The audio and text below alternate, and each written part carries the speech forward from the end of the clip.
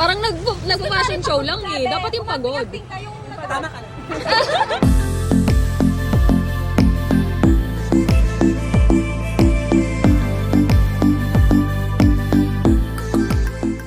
So, nag-dinner nga kami together dahil umuwi from abroad yung isa naming friend. Hindi nga pala kami nagpalibre pero masarap talaga yung Filipino dishes nila dito sa Kairos Specialty Cafe plus Bistro. Marami nga pala silang branches pero sa 26A Scout Torillo Corner Scout Fentebella, Quezon City kami nagpunta. Open sila mula 8 a.m. to 12 a.m. on Mondays to Fridays at 7 a.m. to 12 a.m. naman pag Saturday and Sunday. Pasok na pasok nga pala sa budget ang price ng kanilang menu kaya kahit biglaan ng dinner ay di kami nabigla pagdating ng resibo. Nagustuhan ko nga yung kare-kare nila at kaldereta, pati na rin yung in-order naming salad at pasta. Pero parang lahat naman ata ng in-order namin nagustuhan ko. Kung gusto mo ring ma-experience ang kanilang specialty ay pumunta ka na dito. Ano mates? Tara, G?